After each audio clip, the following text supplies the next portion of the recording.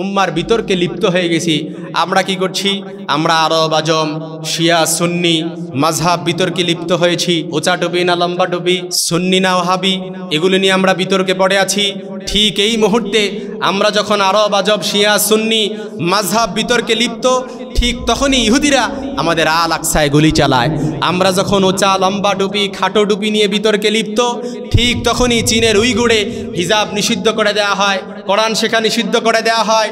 ঠিক তখনই চীনের উইগুরে নারীদের অসম্মান করা হয়, চীনের উইগুরে মুসলমানদের উপর বর্বর নির্যাতন চালানো হয়। আমরা যখন সুন্নি আর ওয়াহাবি তর্কে লিপ্ত হয়ে আসি, ঠিক তখনই আমাদের পাশের দেশ ভারতের গুজরাটে দাঙ্গা চলে, দিল্লিতে দাঙ্গা চলে, আমাদের মুসলমানদের বয়কটের ডাক চলে, মুসলিমদের মসজিদ মাদ্রাসা তথাকথিত ওয়াকফ আইনের নামে, ওয়াকফ বিলের নামে মুসলমানদের মসজিদ মাদ্রাসা 170টিরও বেশি মসজিদ কি করে দেওয়া হয়? সিলগালা করে দেওয়া হয়, মাদ্রাসা সিলগালা করে দেওয়া হয়, বন্ধ করে দেওয়া হয়। আমরা যখন তথাকথিত সুন্নি আর ওয়াহাবি তর্কে লিপ্ত, ঠিক তখনই মায়ানমারের আরাকানের দিকে তাকান, সেখানে মুসলমানদের ওপর গণহত্যা চালানো হয়েছে, দর্শন হত্যা চালানো হয়েছে, যার ফলশ্রুতিতে 11 লক্ষ মুসলমান উদ্যস্ত হয়ে বাংলাদেশে আসতে বাধ্য হয়েছে। ঠিক কিনা বলেন? আমরা যখন উচার লম্বা খাটো এই টুপিতে ব্যস্ত, আমরা যখন দাড়ি টুপিতে ব্যস্ত, সুন্নি আর ওয়াহাবি শিয়া সুন্নি মাযহাব বিতর্কে লিপ্ত, ঠিক তখনই কাশ্মীরে আমাদের মুসলিম মা বোনদেরকে নির্যাতন করা হয়, সাংবিধানিক স্বাধীনতা হরণ করা হয়, 370 দ্বারা বাতিল করা হয়, হাজার হাজার মুসলিম নারীদেরকে গায়েবীভাবে দর্শন করা হয়, এমনকি তাদেরকে গায়েবীভাবে গ্রেফতারও করা হয়। ঠিক কিনা বলেন? আমরা যখন সুন্নি ওয়াহাবি উঁচা লম্বা টুপি এগুলি নিয়ে তর্কে লিপ্ত আসি, আমরা যখন মাযহাব লা মাযহাবে বিতর্কে আসি, ঠিক তখনই আমাদের প্যালেস্টাইনে যেটা ফিলিস্তিন, সেই ফিলিস্তিনে 1948 সাল থেকে মুসলমানদের ওপর নির্যাতন চালানো হচ্ছে, হাজার হাজার শিশুদেরকে হত্যা করা হচ্ছে, নির্বিচারে নির্যাতন করে তাদেরকে প্রতিনিয়ত প্রকাশ্যভাবে তাদেরকে কি করা হচ্ছে? গণহত্যা করা হচ্ছে। সারা পৃথিবীর 50টিরও বেশি দেশ, মুসলিম দেশ যদি একত্র হয়ে ঘোষণা দিত যে ফিলিস্তিনের ওপর আর কোনো নির্যাতন চলবে না, নিপীড়ন চলবে না, তাহলে সারা পৃথিবীর কোনো ইহুদি শক্তি মুসলমানদের ওপর হাত তুলবে তো দূরের কথা, স্পর্শ করারও সাহস পেত না। ঠিক কিনা বলেন? কিন্তু আমরা মুসলিমরা যারা আছি, তারা শুধুমাত্র নিন্দা জানিয়ে আমরা কি হয়ে যাই? থেমে যাই। আহা, এজন্য আরবিতে একটি প্রবাদ আছে, আল ওয়াহদাতু কওয়াতুন ওয়াল ফিরকাতু দাফুন। যদি ঐক্য হয় তাহলে এটা শক্তিতে পরিণত হয়, আর যদি বিভেদ হয় তাহলে সেটা কি হয়ে যায়? দুর্বলতায় পরিণত হয়ে যায়। United we stand, divide we fall. যদি তুমি ঐক্য হয়ে যাও তাহলে সেটা শক্তিতে পরিণত হবে, আর যদি বিভেদ হও তাহলে সেটা দুর্বলে পরিণত হয়ে যাবে। ঠিক কিনা বলেন? এজন্য আমরা যতক্ষণ না পর্যন্ত আপনি মনে করবেন আমি বাংলাদেশে বসে আছি, আমি আদনা মুসলমান, আমি কি করব না, আপনি মনে করবেন আমি তো কিছুই না, আমি একজন মুসলমান, আমি দিন আনে দিনে খাই, নুন আনতে পান্তা ফোড়ায়, আমার দ্বারা কতটুকুই হবে, আমি কি না, আপনি অনেক কিছু। আপনি কিছুই না, এটা আপনাকে শয়তান বুঝায়। আপনি কিছুই না, এটা আপনাকে কে বুঝায়? শয়তান বুঝায়। আপনি অনেক কিছুই। মুসলমানদের তাহাজ্জুদের কান্না এতটা ভারী, মুসলমানদের তাহাজ্জুদের কান্না এতটা শক্তিশালী, এমনও হতে পারে আপনার 1 রাকাত তাহাজ্জুদের কান্নায় সারা পৃথিবীর আল আকসা বিজয় হয়ে যেতে পারে। এমনও হতে পারে আপনার 1 রাকাত তাহাজ্জুদের কান্নায় ফিলিস্তিনের গাজার ধ্বংসস্তূপে বসে যে সকল মুসলিম ভাই বোনরা আহাজার করছে তাদের জন্য সহায়ক হতে পারে। এমনও হতে পারে আপনার 1 টাকার দান ফিলিস্তিনের মুসলমানদের, গাজার মুসলমানদের, রাফার মুসলমানদের জন্য 1 বেলার আহারে সহায়ক হয়ে যেতে পারে। ঠিক কিনা বলেন? এই জন্য আপনি কিছুই না, এটা কে বুঝায়? শয়তান বুঝায়। আপনি কিছুই না, আপনি কি? অনেক কিছুই। সারা পৃথিবীর সব কিয়ামতের ময়দানে যখন আল্লাহ তাআলা সবাইকে উঠাবে, কেউ বলবে আল্লাহ আমি সারা পৃথিবীর মুসলমানদের জন্য আমি নিজের জীবনকে বিলিয়ে দিয়েছি, আমি শহীদ হয়ে গিয়েছি। ব্যবসায়ী যারা ধনী ছিল তারা বলবে আয় আল্লাহ সারা পৃথিবীতে নির্যাতন হয়েছিল, নিপীড়ন হয়েছিল, কিন্তু আমার যতটুকু সম্পদ ছিল আমি সেই সম্পদ থেকে তাদের জন্য কোরবানি দিয়েছি। আলেমরা বলবে আল্লাহ আমার যতটুকু সাধ্য ছিল সে অনুযায়ী আমি জ্ঞান দিয়েছি।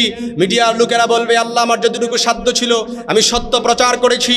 যারা মুস্তাজাবুদ দাওয়া ছিল তারা বলবে বলবে আল্লাহ আমার যতটুকু তৌফিক ছিল আমি সেই অনুযায়ী দোয়া করেছিল, কিন্তু আপনাকে যদি প্রশ্ন করা হয় কিয়ামতের ময়দানে আপনি কি করেছিলেন, তখন আপনি বলবেন আল্লাহ আমি তো কিছুই করলাম না, আমি চুপ ছিলাম। ঠিক কিনা বলেন? আপনি কি ছিলেন? চুপ ছিলেন। এজন্য আপনি কিছুই না, আমি কিছুই না, এটা কে বুঝায়? জোরে আওয়াজ করে বলেন, কে বুঝায়?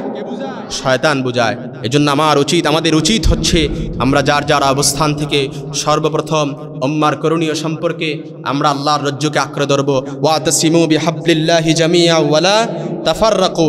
কোরআনুল কারীমের সূরাত আলে ইমরানের 103 নম্বর আয়াত, যেখানে আল্লাহ তাআলা বলেছেন ওয়াতাসিমু বিহাবলিল্লাহি জামিআ ওয়ালা তাফাররাকু, তোমরা আল্লাহর রজ্জুকে দৃঢ়ভাবে আঁকড়ে ধরো এবং তোমরা কি হয় না, বিচ্ছিন্ন হয় না। এই আয়াতের আলোকেই আজকে আমরা কিছু কথা শুনবো ইনশাআল্লাহুল আজিজ, যদি আল্লাহ তাআলা আমাদের তৌফিক দান করেন।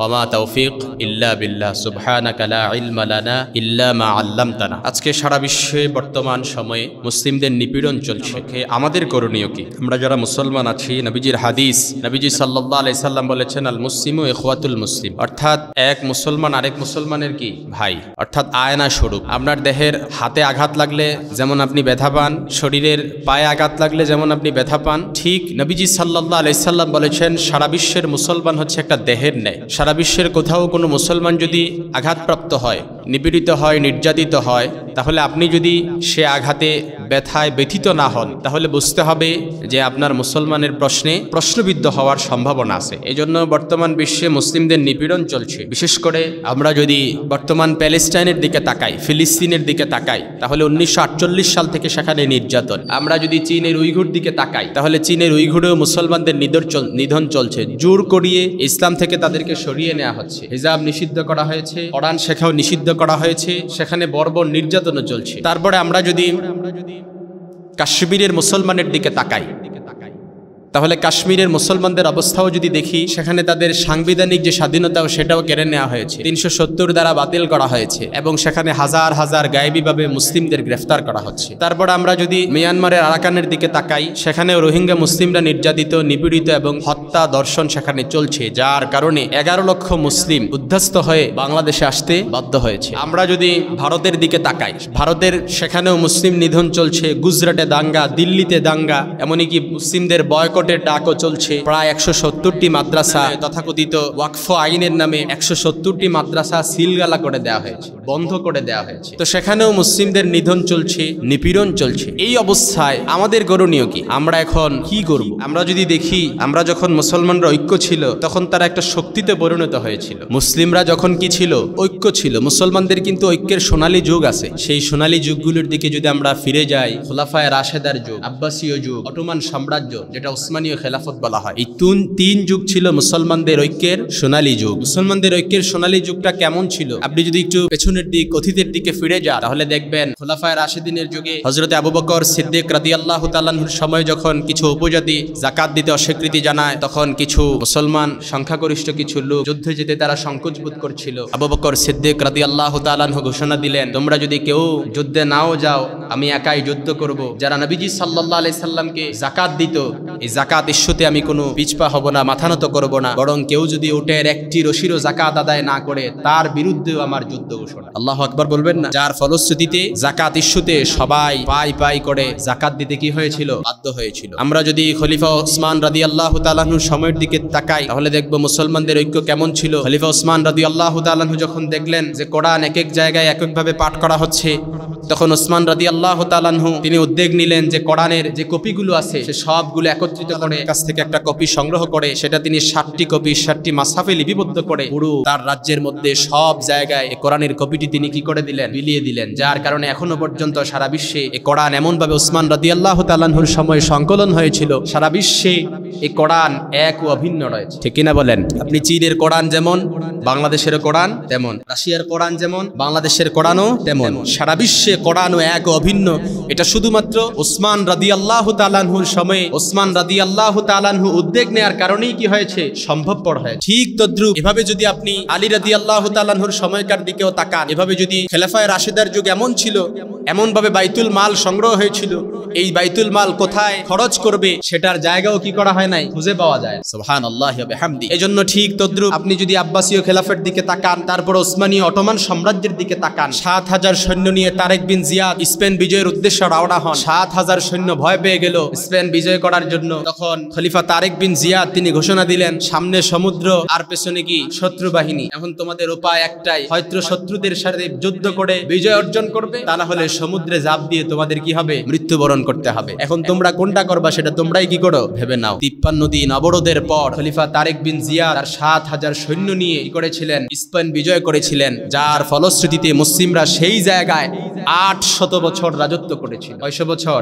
৮০০ বছর উসমানীয় খেলাফত, যেটা অটোমান সাম্রাজ্য বলা হয়। ১ বছর ২ বছর নয়, ১৯২৪ সাল পর্যন্ত মুসলিমরা প্রায় ৮০০ বছর রাজত্ব করেছিল খলিফা তারেক বিন জিয়াদের নেতৃত্বে, যেই অটোমান সাম্রাজ্যে যে উসমানী খেলাফতের বিজয় হয়েছিল। এই জন্য মুসলমানরা যখন ঐক্য হয় তখন তারা কি হয়, শক্তিতে পরিণত হয়। United we stand, divide will fall. ইংরেজিতে একটি প্রবাদ আছে, যখন আপনি ঐক্য হয়ে যাবেন তখন শক্তিতে পরিণত হয়ে যাবেন, আর যখন বিভেদ হয়ে যাবেন তখন কি হয়ে যাবেন, দুর্বলে পরিণত হয়ে যাবে। আরবিতেও ঠিক এমন একটি প্রবাদ আছে, আল ওয়াহদাতু কওয়াতুন ওয়াল ফিরকাতু দাফুন। ঐক্যই হচ্ছে শক্তি আর বিভেদ হচ্ছে কি, দুর্বলতা। আপনি যখন একসাথে ঐক্য হবেন, একসাথে হবেন, তখন এটা কেমন, আপনি দেখবেন একটা কাঠিকে সহজেই ভাঙা যায়, সহজেই কি করা যায়, ভাঙা যায়। কিন্তু গুছানো যখন 10টা কাঠি একত্রিত হয়, এই গুছানো 10টা কাঠি একত্রিত হলে একসাথে এটা চাইলেই কিন্তু কি হয়ে যায় না, ভাঙা যায় না। ঠিক কিনা বলেন? এজন্য মুসলমানদের যদি এক না হয়, তারা যদি বিভেদ থাকে, আলাদা থাকে, চাইলেই তাদেরকে কি করা যায়, ভাঙা যায়। কিন্তু মুসলমানরা যদি এক থাকে, তাদের সেই সোনালী যুগে ফিরে যায়, তাহলে কোন জাতি, ইহুদি কেন,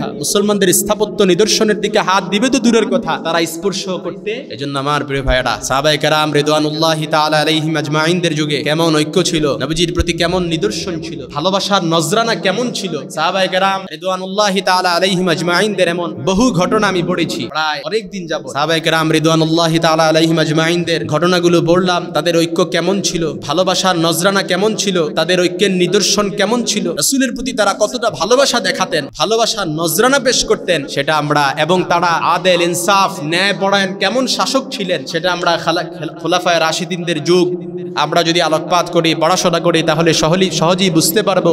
সাহাবায়ে কেরাম রিদওয়ানুল্লাহি তাআলা আলাইহিম আজমাইনদের যুগ যদি আমরা পড়াশোনা করি, তাহলে বুঝতে পারবো। তাবে তাবিদের যুগ যদি আমরা ফলো করি, তাহলে সহজেই আমরা কি করতে পারবো, বুঝতে পারবো। এই জন্য ঐক্যের নিদর্শন স্বরূপ আজকে আমরা কিছু কথা শুনবো ইনশাআল্লাহুল আজিজ, যদি আল্লাহ তাআলা তৌফিক দান করেন। আল্লাহ তাআলা সূরা আল ইমরানের মধ্যে বলেছেন, ওয়াতাসিমু বিহাবলিল্লাহি জামিআ ওয়া লা তাফাররাকু। তোমরা আল্লাহর রজ্জুকে কি করো, ধীরভাবে আঁকড়ে ধরো, এবং তোমরা পরস্পর কি হয় না, বিচ্ছিন্ন হয় না। ওয়ালা তাফাররাকু, তোমরা কি হয়ে যাও না, বিচ্ছিন্ন হয়ে যাও না। আল্লাহর রজ্জু কোনটা? তাফসীরের মধ্যে এসেছে আল্লাহর রজ্জুকে আঁকড়ে ধরো, আয়াল কোরআন, অর্থাৎ কোরআনকে তোমরা কি করো, আঁকড়ে ধরো। সারা পৃথিবীর সব মুসলমানরা আজকে নির্যাতিত, নিপীড়িত, নিষ্পেষিত শুধু একটা কারণ আমরা মুসলমানরা কোরআন ছেড়ে দিয়েছি, আল্লাহকে ভুলে গিয়েছি। ঠিক কিনা বলেন? তাহলে সারা পৃথিবীর সব মুসলমানরা আজকে নির্যাতিত, নিপীড়িত, নিষ্পেষিত, এর একটা কারণ, আমরা কোরআন ছেড়ে দিয়েছি, আল্লাহকে ভুলে গিয়েছি। কিনা বলেন? এজন্য আরবিতে একটি প্রবাদ আছে, যে নিজেকে বদল করে না, তার দোয়াও কখনো তাকে বদলাতে পারে না। যে নিজের জীবন পাল্টায় না, সে কখনো উম্মার হালও পাল্টাতে। এজন্য আপনি যদি আপনার নিজেকে বদল না করতে পারেন, তাহলে আপনার দোয়াও আপনাকে কি করতে পারবে না, বদলাতে পারবে না। আপনি যদি আপনার নিজের জীবনকে পাল্টাতে না পারেন, তাহলে আপনি উম্মার হালও কি করতে পারবেন না, পাল্টাতে।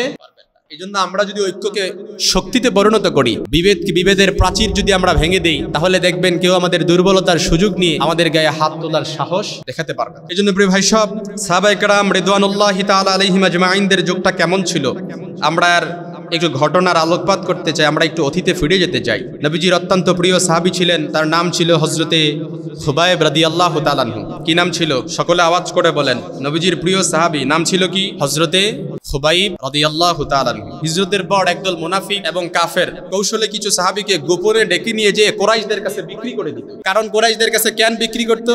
কুরাইশরা যারা বদরের যুদ্ধে নিজেদের আত্মীয় স্বজন হারিয়েছিল, এই স্বজনদের প্রতিশোধ নেওয়ার জন্য তারা কিছু লোকদেরকে, মুসলিমদেরকে ক্রয় করে নিয়ে, সাহাবীদেরকে ক্রয় করে নিয়ে তারা হত্যা করে সেই প্রতিশোধ নিত। নাউজুবিল্লাহ পড়বেন না? যার ফলশ্রুতিতে কিছু মুনাফিক এবং কাফের কৌশলে হযরত খুবাইব রাদিয়াল্লাহু তাআলা আনহুকে কি করে দিলেন? কুরাইশদের কাছে বিক্রি করে দিলেন। হযরতে খুবাইব রাদিয়াল্লাহু তাআলা আনহু তাকে যখন কুরাইশদের কাছে বিক্রি করে দেয়া হলো, মক্কার কাফেররা তাকে হত্যা করার পূর্বে কাবার সামনে এনে জিজ্ঞেস করে, খুবাইব, তুমি কি চাও এই জায়গায় আজকে মুহাম্মদ সাল্লাল্লাহু আলাইহি সাল্লামকে দাঁড় করানো হোক আর তুমি খোবাইব তোমার পরিবারের সাথে থাকো? খোবাইব বলল, ওয়াল্লাহি মা হাব্বু ইন্নি ওয়ালাদি, অবশ্যই না, আমি আমার পরিবারে থাকব। আমার পরিবারে থাকাকালীন অবস্থায় নবীজির গায়ে একটা কাঁটা লাগবে, এটাও আমি সহ্য করতে পারবো না। সুতরাং নবীজি নয়, এই প্রশ্নে আমি কোনো আপোষ করতে চাই না। খোবাইব রাদিয়াল্লাহু তাআলা আনহু যখন ধীরভাবে বললেন, এই উত্তর দিন, কাফেরদের হৃদয় কেঁপে উঠেছিল। তখন কাফেররা খোবাইব রাদিয়াল্লাহু তাআলা আনহুকে হত্যা করার জন্য পায়তারা করলেন। যদিও তাদের হৃদয় কেঁপে উঠেছে, কিন্তু তাদের হিংসা দমন হয়নি।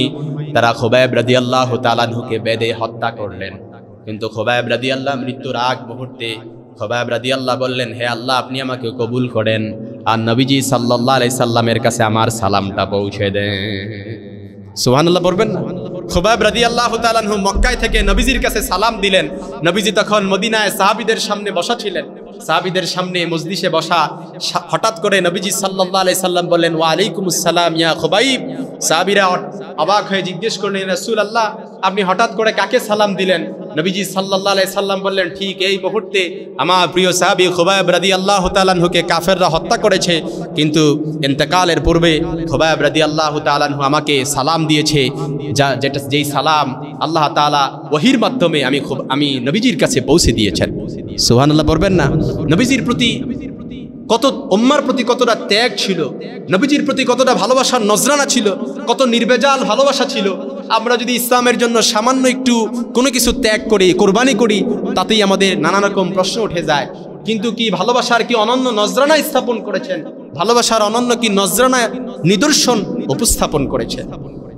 শুধু তাই না, নবীজির আরেক সাহাবী মুআজ ইবনে জাবাল রাদিয়াল্লাহু তাআলা আনহু, মুআজ ইবনে জাবাল রাদিয়াল্লাহু তাআলা আনহুকে নবীজি এতটাই ভালোবাসতেন, এতটাই পছন্দ করতেন, নবীজি সাল্লাল্লাহু আলাইহি ওয়াসাল্লাম মুআজ ইবনে জাবালকে নির্দেশ দিলেন, মুআজ ইবনে জাবাল, তুমি ইয়েমেনে হিজরত করো। হিজরতের নির্দেশ দিলেন ঠিক, কিন্তু প্রিয়তম সাহাবীকে ছেড়ে দিবেন কিংবা তাকে হিজরতে পাঠিয়ে দিবেন, এটা নবীজি সহ্য করতে পারে নাই। মুআজ ইবনে জাবাল রাদিয়াল্লাহু তাআলা আনহুকে হিজরতের জন্য নির্দেশ দিলেন, ইয়েমেনে যাবেন। বিদায়কালীন মুহূর্তে নবীজির চোখ বেয়ে পানি চলে আসলো, জোর করে নবীজি কান্না করে দিলেন। মুআজ ইবনে জাবাল রাদিয়াল্লাহু তাআলা আনহুকে নবীজি বললেন, মুআজ, আমি তোমাকে ইয়েমেনে পাঠাচ্ছি ঠিক, কিন্তু আমি তো জানি ফিরে এসে আমি নবীজিকে সাথে তোমার আর সাক্ষাৎ হবে না। হয়তো তুমি আমার কবর দেখতে পাবে, না হলে মসজিদ দেখতে পাবে। ইয়েমেনে মুআজ ইবনে জাবাল চলে গেলেন, সেখানে ইসলামের জ্ঞান ছড়িয়ে দিলেন, হিকমা ছড়িয়ে দিলেন। একাই তিনি যখন ইসলাম প্রচার করলেন, পুরো ইয়েমেনটাকে তিনি বদলে দিলেন। শুধুমাত্র মুআজ ইবনে জাবাল রাদিয়াল্লাহু তাআলা আনহুর চেষ্টা এবং প্রচেষ্টায় ইয়েমেনে ইসলাম প্রচার হলো। শুধুমাত্র মুআজ ইবনে জাবাল নয়, নবীজির অনেক সাহাবী ছিলেন, নবীজি সাল্লাল্লাহু আলাইহি ওয়াসাল্লামের নির্দেশে যারা হিজরত করেছিলেন, ইসলাম প্রচার করেছিলেন, প্রসার করেছিলেন, যার ফলশ্রুতিতে আজকে বাংলাদেশেও আমরা ইসলামের ছায়াতলে বসবাস করতে পারছি। ঠিক কিনা বলেন? হিন্দুস্তানে, উপমহাদেশের, ভারতীয় উপমহাদেশে যদি কোনো সাহাবী ইসলাম প্রচারে না আসতেন, তাহলে কখনো আমরা কি পেতাম না? ইসলামের ছায়াতলে আমরা দীক্ষিত হতে পারতাম না। ইতিহাসের মধ্যে এসেছে, ইসলামের সোনালী যুগে সাহাবী তামিমে দারি রাদিয়াল্লাহু তাআলা আনহুর বংশধর যদি ভারতীয় উপমহাদেশে না আসতেন, তাহলে আমরা ইসলামের ছায়াতলেও আমরা কি করতে পারতাম না, ইসলামের নাম নিশানা পর্যন্ত আমরা হয়তোবা পেতাম না। এই জন্য যেই অঞ্চলে ইসলাম প্রচার হয়েছিল, প্রসার হয়েছিল, এর মূলে অবশ্যই কোনো না কোনো সাহাবীর হিজরতের নজরানা স্থাপন করেছেন, যার ফলশ্রুতিতে আমরা ইসলামের ছায়াতলে পৌঁছেছি। ঠিক তদ্রূপ নবীজির আরেক সাহাবী হযরতে সালমান ফারসি রাদিয়াল্লাহু তাআলা আনহু উম্মার জন্য কতটা ত্যাগ স্বীকার করেছেন। পারস্যের অভিজাত পরিবারের সন্তান ছিলেন সালমান আল ফারসি রাদিয়াল্লাহু তাআলা আনহু। হাদিসের বর্ণনায় উঠে এসেছে, সালমানের ব্যাপারে নবীজি বলেছেন, সালমানুন মিন্নাহা আহলুল বাইত, মিন্না আহলুল বাইত। সালমান হচ্ছে নবীর পরিবারের সদস্য, নবী পরিবারের সদস্য, আহলে বায়াতের সদস্য। সালমান আল ফারসি সেই পারস্য থেকে অভিজাত পরিবার ত্যাগ করে মদিনায় এসে নবীজির কাছে হাতে হাত রেখে কালেমা পড়ে মুসলমান হলেন। কিন্তু নবীজি সাল্লাল্লাহু আলাইহি সাল্লাম সালমানের ব্যাপারে বলেছেন, সালমানুন মিন্না আহলুল বাইত। সালমান হচ্ছে নবী পরিবারের সদস্য। একজন পারস্য, সংস্কৃতি আলাদা, ভাষা আলাদা, বর্ণ আলাদা, জাত আলাদা, সব কিছু আলাদা, কিন্তু ঈমান এবং আকীদা ঠিক হওয়ার কারণে এই ঐক্যের ভিত্তিতেই নবীজি সাল্লাল্লাহু আলাইহি সাল্লাম সালমানের ব্যাপারে বলেছেন, সালমানুন মিন্না আহলুল বাইত, সালমান হচ্ছে নবী পরিবারের সদস্য। শুধু কি তাই, নবীজির আরেক সাহাবী হযরতে আব্দুল্লাহ ইবনে হুযাফা রাদিয়াল্লাহু তাআলা আনহু ওমর ইবনুল খাত্তাবের শাসনামলে এক যুদ্ধে তিনি রোমানদের হাতে বন্দী হন। তখন রোমানরা তাকে ধরে নিয়ে গিয়ে রোমান সম্রাটের সামনে, সম্রাট তাকে বলল, হুযাফা, আব্দুল্লাহ ইবনে হুযাফা, তোমার সামনে একটাই পথ খোলা আছে, যদি তুমি ইসলাম ধর্ম ত্যাগ করো তাহলে তোমাকে নারী দেব, ক্ষমতা দেব, যদি তুমি ইসলাম ধর্ম ত্যাগ করো তাহলে তোমাকে সবচাইতে বেশি সম্পদ দিয়ে তোমাকে ধনভাণ্ডারে পরিণত করে দেব। আব্দুল্লাহ ইবনে হুযাফা রাদিয়াল্লাহু তাআলা কি করলেন? অস্বীকার করলেন, তিনি রাজি হলেন না। পরবর্তীতে কড়াইয়ের মধ্যে গরম তেল ফুটিয়ে ওই রোমান সম্রাটের শাসক তার এক সঙ্গীকে কড়াইয়ের তেলের মধ্যে ফেলে দিলেন, যার ফলশ্রুতিতে সাথে সাথে ওই সঙ্গীটা কঙ্কাল হয়ে, অর্থাৎ সাথে সাথে কঙ্কালে রূপ ধারণ করলেন কড়াইয়ের মধ্যে গরম তেলে ফেলে দেওয়ার কারণে। আব্দুল্লাহ ইবনে হুযাফাকে রোমান সম্রাট বললেন, যদি তুমি ইসলাম ধর্ম ত্যাগ না করো তাহলে তোমারও অবস্থা কি হবে? এমন হবে। সাথে সাথে আব্দুল্লাহ ইবনে হুযাফা রাদিয়াল্লাহু তাআলা আনহু চোখ বেয়ে জর্জর করে পানি পড়ছে, তিনি কান্না করতে শুরু করে দিলেন। তখন রোমান সম্রাট বললেন, তুমি কি ইন্তেকাল করবা এই ভয়ে কান্না করছো নাকি? আব্দুল্লাহ ইবনে হুযাফা বলে, আমি এই ভয়ে কান্না করছি না, আমি কান্না করছি আমার জীবন তো একটাই, এই একটা জীবন আমি ইসলামের জন্য আমি কুরবানি করে দেব। কিন্তু আমার আকাঙ্ক্ষা, আমার যদি 100টা জীবন হতো, 100 জীবনও যদি আল্লাহ তাআলা আমাকে দিয়ে দিতেন, তাহলে 100 জীবনও আমি ইসলামের জন্য আমি কুরবানি করে দিতে পারতাম। সুবহানাল্লাহি ওয়া বিহামদি। আব্দুল্লাহ ইবনে হুযাফা রাদিয়াল্লাহু তাআলা পরবর্তীতে রোমান সম্রাটটা তাকে ছেড়ে দেয় একটা শর্তে, যে আমি তোমাকে ছেড়ে দিতে পারি যদি তুমি আমার কপালে কি করো? চুম্বন করো। পরবর্তীতে তিনি বললেন যে বন্দীদেরকেও ছেড়ে দিব যদি তুমি আমার কপালে চুম্বন করো। ফলশ্রুতিতে তিনি মুসলমানদের উম্মার স্বার্থে তিনি তার কপালে চুম্বন করলেন, তিনি সকল বন্দীদেরকে ছেড়ে দিলেন। এরপরে হযরতে ওসমান রাদিয়াল্লাহু তাআলা আনহুর সময়কার তার শাসনামল আমরা অনেকেই জানি, প্রায় অর্ধ পৃথিবী শাসন করেছেন।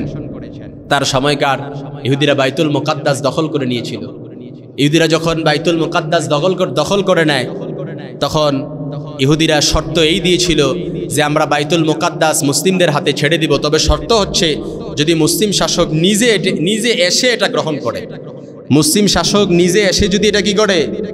গ্রহণ করে, তাহলে আমরা কি করে দিব? বাইতুল মুকাদ্দাস আমাদের দখলদারিত্ব কি করে দেব? ছেড়ে দেব। তখনকার সময়ে মদিনা থেকে প্রায় হাজার হাজার মাইল দূরে ছিল সেই বাইতুল মুকাদ্দাস। খলিফা ওমর রাদিয়াল্লাহু তাআলা আনহু ঘোষণা দিলেন, তিনি তার একটি উট নিয়ে এবং একজন খাদেমকে নিয়ে তিনি রওনা দিলেন। তারপর অনেক খাদ্য সামগ্রী নিয়ে রওনা দিলেন। যেই খাদেমকে নিলেন, এই খাদেমের সাথে চুক্তি হলো যে তোমাকে নিব ঠিক, তবে তোমার সাথে আমি কোনো জুলুম করব না, পালাক্রমে আমরা দুইজন চলবো। অর্থাৎ আমি যখন ওটের লাগাম ধরে টানবো তখন তুমি ওটের পিঠে চড়বা, আমি যখন ওটের পিঠে চড়বো তখন আমার পালাক্রম আসবে, আমি তখন লাগাম ধরে কি করব? টানবো।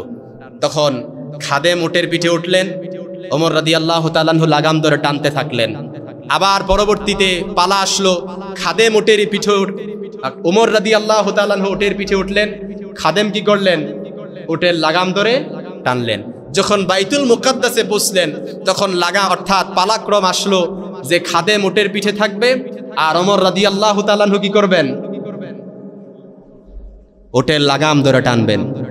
যখন খাদেম ওটের পিঠে চড়তে শুরু করে দিলেন, ওমর রাদিয়াল্লাহু তাআলা আনহু বাইতুল মুকাদ্দাসে যখন ওটের লাগাম ধরে হাঁটতে হাঁটতে টানতে টানতে যখন বাইতুল মুকাদ্দাসে পৌঁছলেন, ইহুদিরা তখন দেখে বললেন, তুমি কি মদিনার শাসক? অর্ধ পৃথিবী তুমিই শাসন করেছো, এ কেমন দৃশ্য? তুমি লাগাম ধরে টানছো, অথচ তোমার খাদেম ওটের পিঠে চড়ে বসেছে। ওমর রাদিয়াল্লাহু তাআলা আনহু পুরো ঘটনা বললেন যে আমরা পুরো পথ এভাবে পালাক্রম বদল করে তারপর আমরা পুরো পথ বাড়ি দিয়েছি। ওমর রাদিয়াল্লাহু তাআলা আনহু বললেন, আমি শুধু শাসন ভার আমার ওপরে অর্পিত হয়েছে শুধু এমন নয়, বরঞ্চ ভ্রাতৃত্ব দায়িত্ববোধ আমার হাতে এসেছে। নাহনু কাউমুন আ'আজ্জানাল্লাহু বিহিল ইসলাম, আল্লাহ তাআলা শুধুমাত্র আমি ওমরকে শাসন খলিফা বানান নাই, আল্লাহ তাআলা আমাকে ইসলাম ধর্মে দীক্ষিত করে আল্লাহ তাআলা আমাকেও সম্মানিত করেছেন। সুবহানাল্লাহ পড়বেন না?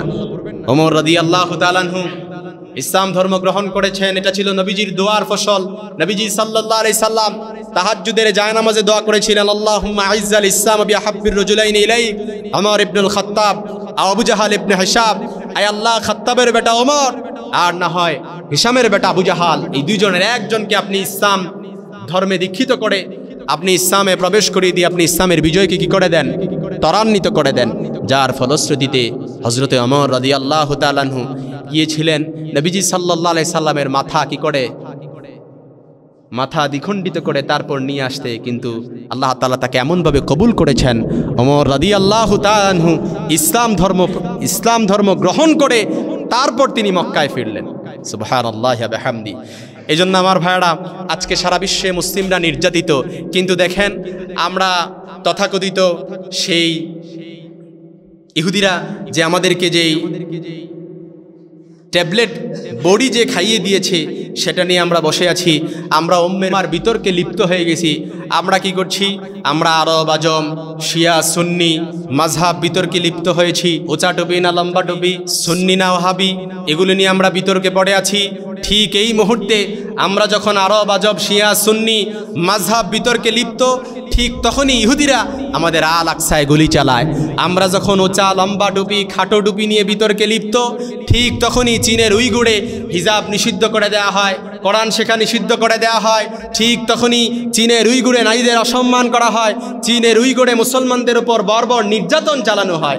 আমরা যখন সুন্নি আর ওয়াহাবি তর্কে লিপ্ত হয়ে আসি, ঠিক তখনই আমাদের পাশের দেশ ভারতের গুজরাটে দাঙ্গা চলে, দিল্লিতে দাঙ্গা চলে, আমাদের মুসলমানদের বয়কটের ডাক চলে, মুসলিমদের মসজিদ মাদ্রাসা তথাকথিত ওয়াকফ আইনের নামে, ওয়াকফ বিলের নামে মুসলমানদের মসজিদ মাদ্রাসা 170টিরও বেশি মসজিদ কি করে দেওয়া হয়, সিলগালা করে দেওয়া হয়, মাদ্রাসা সিলগালা করে দেওয়া হয়, বন্ধ করে দেওয়া হয়।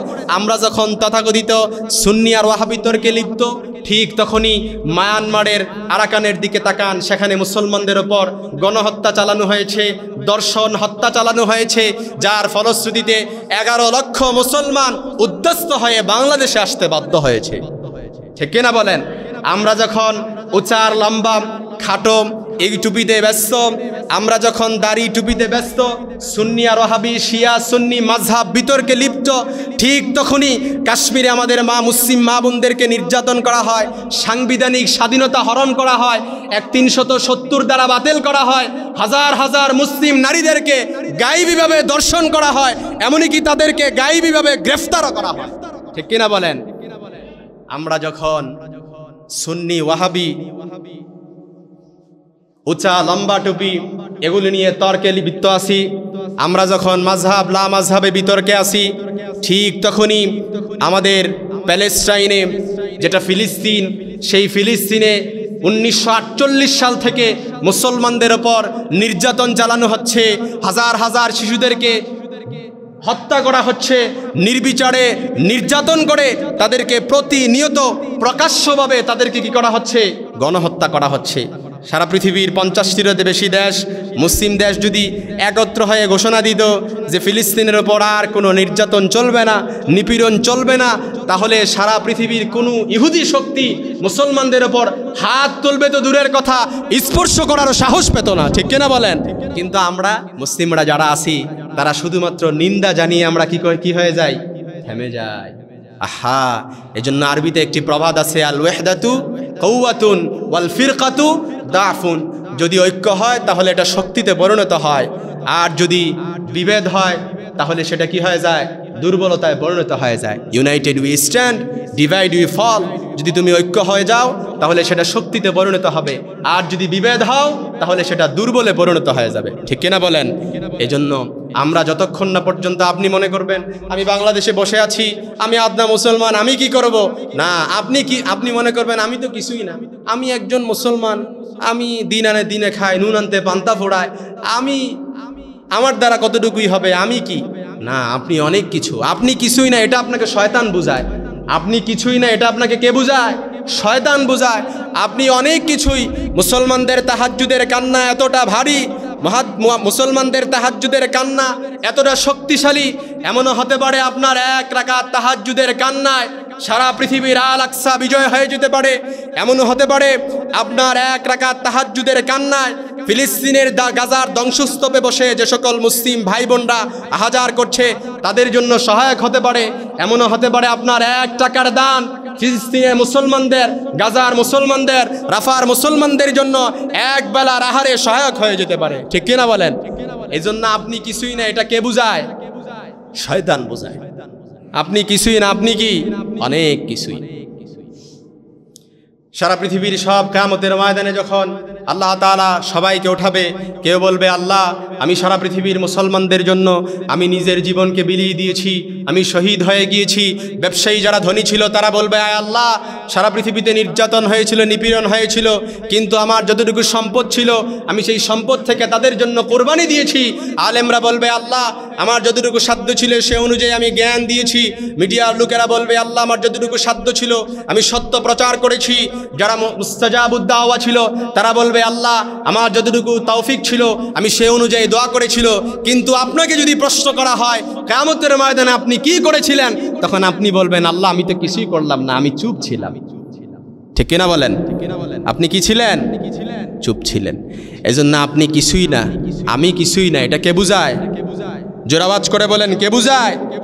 শয়তান বুঝায়। এজন্য আমাদের উচিত হচ্ছে আমরা যার যার অবস্থান থেকে সর্বপ্রথম উম্মার করণীয় সম্পর্কে আমরা আল্লাহর রজ্জুকে আঁকড়ে ধরব। ওয়াতাসিমু বিহাবলিল্লাহি জামিআ ওয়ালা তাফাররাকু। আমরা আল্লাহর রজ্জুকে আঁকড়ে ধরব। আল্লাহর রজ্জুকে আঁকড়ে ধরব মানে কি? কোরআনকে আঁকড়ে ধরব। মনে রাখবেন ইসলাম জানা, ইসলাম বুঝা, ইসলাম শিখা শুধুমাত্র বয়ানের মধ্যে সীমাবদ্ধ নয়। কোরআন জানা, কোরআন বুঝা শুধুমাত্র কোরআন মুখস্থ করার মধ্যে সীমাবদ্ধ নয়। ইসলাম বুঝা আর ইসলাম জানা এটা হচ্ছে নিজের আলোকে, যতটুকু জেনেছি সেই আলোকে নিজের জীবনে এটাকে উপলব্ধি করা, প্রতিস্থাপন করা। কোরআন শুধুমাত্র মুখস্থ করার নাম, কোরআন হৃদয়ে ধারণ করা বিষয়টা এরকম নয়, বরং কোরআন যতটুকু মুখস্থ করেছি, যতটুকু জানি সেটা ভালো করে বুঝা এবং সেটাকে হৃদয়ে কি করা? ধারণ করা। এই জন্য প্রিয় ভাই সব, আমরা আজকে যদি এক হয়ে যাই তাহলে সারা পৃথিবীর সব মুসলমানরা যদি এক হয়ে যায় তাহলে দেখবেন কোনো ইহুদি শক্তি, কোনো পরাভূত শক্তি, কোনো ভিন্ন জাতি ধর্ম কেউ মুসলমানদের উপর হাত তুলবে তো দূরের কথা, স্পর্শ করার সাহস পাবে না। কিন্তু মুসলমানরা এক হবে তো দূরের কথা, যেই মুসলমানরা আজকে ফেসবুক, ইউটিউব, ইনস্টাগ্রামের ফেতনায় পড়ে আছে, যেই যুবক ফেসবুক, ইউটিউব, ইনস্টাগ্রামের ফেতনায় পড়ে আছে, সেই যুবক আবার কি করে আগামীতে যখন ইমাম মাহদি আসবে সেই ইমাম মাহদির সাথে একতাবদ্ধ হয়ে আল আকসা রক্ষা করবে। কথা বলেন, ঠিক কিনা বলেন? যেই যুবক ইউটিউব, ফেসবুক, ইনস্টাগ্রামের ফেতনায় পড়ে আছে, সেই যুবক কি করে আগামীতে যখন ইমাম মাহদি আসবে ইমাম মাহদির সাথে একতাবদ্ধ হয়ে আল আকসা রক্ষা করার দায়ভার গ্রহণ করবে। এই জন্য আমরা যদি আমাদের ইমানকে মজবুত করি, আমরা যদি আমাদের বুনিয়াদকে শক্ত করি, তাহলে ইনশাআল্লাহুল আজিজ আল্লাহ তাআলা আমাদের বিজয় দান করবেন। আল্লাহ তাআলা আমাদের সারা পৃথিবীর সব মুসলমানকে নবীজির হাদিস অনুযায়ী আল মুসলিমুনা ইখওয়াতুল মুসলিম, আল মুসলিমুনা আখুল মুসলিম, সারা পৃথিবীর সব মুসলমানকে এক হয়ে নেক হয়ে কাজ করার তৌফিক দান করুক। আল্লাহ তাআলা আমাদের সকলকে হেফাজত করুক। ওমা তৌফিক ইল্লা বিল্লাহ, হাযা মা ইনদি ওয়াল ইলমু ইনদাল্লাহ, আলাইহি তাওয়াক্কালতু ওয়া ইলাইহি উনীব। ওয়াসসালামু আলাইকুম ওয়া রাহমাতুল্লাহ।